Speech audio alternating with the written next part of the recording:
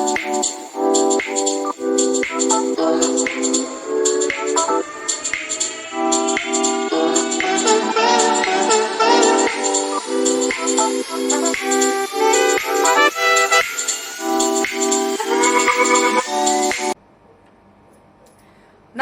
नमस्कार नमस्कार नमस्कार, welcome to B wow, always wise in words. तो यस, आज है 27 अगस्त, तो आज है शनिवार और हम फिर आ गए हैं एक नए प्रकाश सैटरडे स्टोरी सेशंस की ओर। तो चलिए आज की स्टोरी देखते हैं। तो आज की स्टोरी कुछ इस तरह है। तो I have taken this story from the Aesop fables. जैसे पंचतंत्र थे वैसे ही एसेप फीबल्स हुआ करते थे, जो अगेन पंचतंत्र की तरह ही एनिमल्स पे बेस्ड थे, प्राणियों पे बेस्ड थे या नेचर के एलिमेंट्स पे बेस्ड हुआ करते थे, जिनसे ह्यूमन को अपनी लाइफ जीने के लिए या इंसानों को अपनी लाइफ जीने के लिए कुछ सार मिलता था। तो चलिए आज की स्टोरी देखते हैं। आज की स्टोरी कुछ इस कदर है। आज की स्टोरी का टाइटल है द लायन। आज की स्टोरी का टाइटल है the dog and the meat. अब हुआ यूं, जैसे हम सभी जानते हैं कि जो कुत्ते होते हैं उन्हें हड्डी या फिर गोश्त ज्यादा पसंद आता है। मटन जिसे हम कहते हैं वो ज्यादा खाना पसंद करते हैं। तो एक बार हुआ यूं, किसी एक शहर में एक कुत्ता रहता था और वो कुत्ता एक दिन बहुत भूखा था और कहीं से उसे एक हड्डी का टुकड़ा मिला।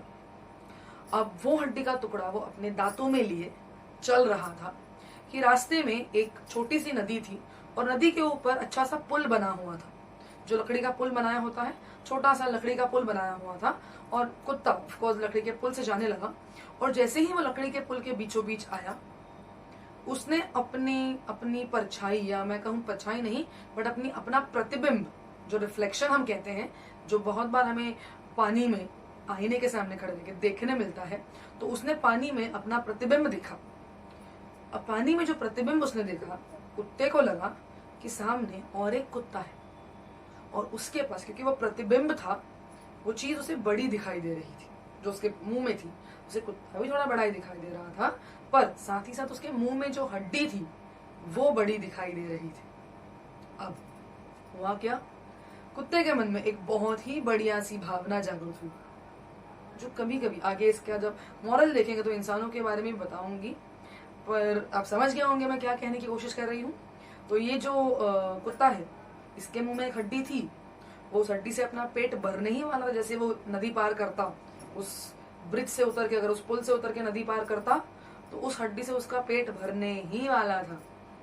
उसके पास अभी प्रेजेंट में, वर्तमान में हड्डी थी और उसने सामने वाली प्रतिबिंब की हड्डी देखी, थोड़ी बड़ी दिखी, तो उसे लगा कि मैं जल्द से झपटता हूं उस कुत्ते की तरफ और वो हड्डी ले लेता हूं। अब आप जानते हैं दोस्तों, जैसे ही उसने छलांग लगाई होगी, क्या हुआ होगा, कुत्ता पानी में गिर गया। कुत्तों को तैरना नहीं आता, हड्डी मुंह से निकल गई जो कुत्ते के मुंह में थी। जैसे तैसे करके वो नदी के उस पार पहुंचा, पर तब तक हड्डी बहुत दूर जा चुकी थी। तो देखिए, छोटी सी स्टोरी है आज की, बहुत ही छोटी सी कहानी है आज की, पर इसका सार बहुत बड़ा है। जब हमने बचपन में ये कहानी सुनी होगी, एसेप फीबल्स अगर पढ़े होंगे, तो ये हमने बहुत ही इजी सा जो मॉरल इसमें से निकलता है वो है ग्रीड, जिसे हम कहते हैं लालच। तो ऑफ कोर्स लालच तो है ही इस कहानी में। लालच के बारे में तो अच्छा सराहनीय एक सलाह दी गई है कि लालच नहीं करनी चाहिए, या लालच, इसकी एक हिंदी में कहावत भी है, लालच बुरी बला है। वो तो सही है, 100% सही है। पर इस स्टोरी को थोड़ा सा और डाइसेक्ट करते हैं।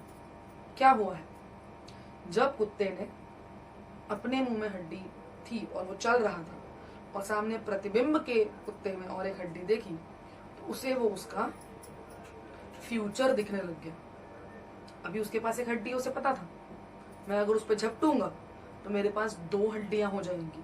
ये कुत्ते की सोच थी, पर उसे ये समझ नहीं आया जब ये वो सोच रहा था कि अब जो मेरे पास हड्डी है, कहीं वो मुझसे गुम ना हो जाए या कहीं वो मुझसे खो ना जाए उस आने वाली हड्डी की चाह में।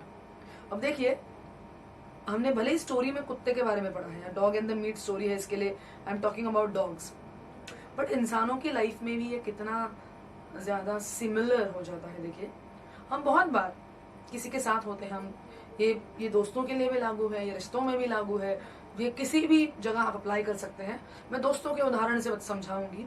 तो चलिए, हम बहुत बार दोस्तों में होते हैं, हमारे कई दोस्त होते हैं, तो कई ग्रुप्स होते हैं, कई दोस्तों के हमें से एक साथ हो रहे होते हैं, और अचानक से हम जिन दोस्तों में हैं उनसे हमें खुशी नहीं मिल रही।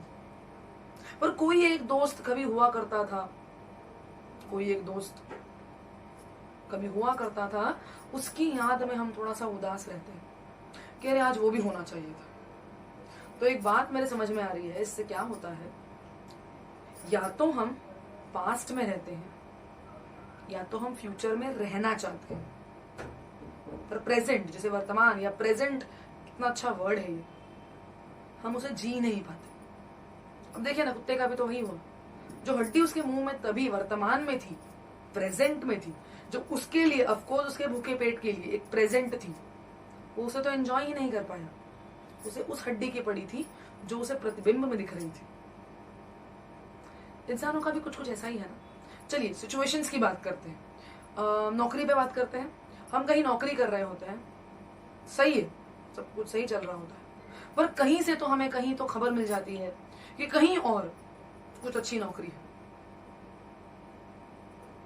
हम उसके बारे में सोचने लग जाते हैं और फिर उसको, इससे हम थोड़ा सा हो जाते हैं कि चलो हम उस पे छलांग लगाते हैं, और उस छलांग के चक्कर में बहुत बार हमसे ये नौकरी भी छूट जाती है। मराठी में इसके ऊपर एक बहुत ही बढ़िया सी कहावत है, हातचं सोडून पळत्या मागे धावून। बहुत बार हमारे पास जो है, संकलित जो है, हम उसे ही इग्नोर कर देते हैं, और जो आगे होने वाला है या आगे रखा हुआ है या आगे दिख रहा है, उसके पीछे पागल हो जाते हैं। तो आज की स्टोरी से जो दूसरा मॉरल निकलता है वो बहुत ही संक्षिप्त में बताऊंगी आप सब लोगों को। बहुत ही प्यारा है, ऑफ कोर्स बहुत ही डिफिकल्ट है, बिकॉज मैं जरूर कह रही हूँ इसे, पर मुझे पता है जब मैं कहूंगी तो हम में से बहुत लोग ऐसे होंगे कि हम ये सब करना तो चाहते हैं पर कर नहीं पाते। तो मैं उन दोस्तों से बहुत ही विनम्रता से ये कहूंगी कि हमें फोर्सफुली ये करना है। हम कर नहीं पाते, ये हमारी एक्सक्यूज हो सकती है, ये हमारे बचाव का तरीका हो सकता है, पर ये हमारा समर्थन नहीं हो सकता। तो हमें इसे संघर्ष पूर्वक अपने जीवन के लिए इसे आचरण में लाना है। तो हमें क्या करना है, बहुत ही सिंपल सी बात है, बहुत ही अच्छा सा टी शर्ट कोट है, जैसे मैं आजकल के नए बच्चों के लिए कहूं तो, लिव इन द मोमेंट। बहुत इंपॉर्टेंट है। कल का ना सोचो, मैं ये नहीं कह रही कि कल का ना सोचो मतलब आपने जो कल गलतियां की होंगी उनके बारे में ना सोचो, जरूर सोचो, पर कैसे, कि आज अभी इस मोमेंट में उससे मैंने क्या सीखा और कैसे मैं इसको और बेहतर, मेरी जिंदगी को कैसे और बेहतर बना सकता हूं जो मेरे पास अभी है, उन बातों से सोचिए। बहुत बढ़िया, बहुत ही ज्यादा डीप थॉट है ये, कि लिव इन द मोमेंट। मुझे आज का जो समय मैं गुजार रहा हूं या गुजार रही हूं, उसमें ज्यादा से ज्यादा आनंद कैसे आ सकता है, इस पे ध्यान दीजिए। मुझे आज के मोमेंट में वो मेस्मराइजिंग हैप्पीनेस कैसे मिल सकता है, इस पे ज्यादा ध्यान दीजिए। हम जब इस पे इन्वेस्टमेंट करेंगे ना, तो ट्रस्ट मी, इसके रिटर्न्स हमेशा हमेशा हमेशा हैप्पीनेस में ही मिलेंगे।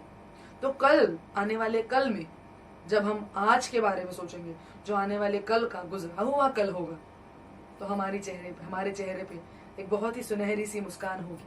सोच के देखिए, अगर हमने लिव इन द मोमेंट को अप्लाई किया तो इस क्षण में जिए, इस क्षण में आज जो है जैसा है वैसा, ना किसी से बैर रखिए, ना किसी को ऐसे सोचिए, ना किसी की मंशा कीजिए। जो आपके साथ है वो आपके हैं, जो आपके साथ नहीं वो भी आपके हैं, पर अभी आपके साथ नहीं।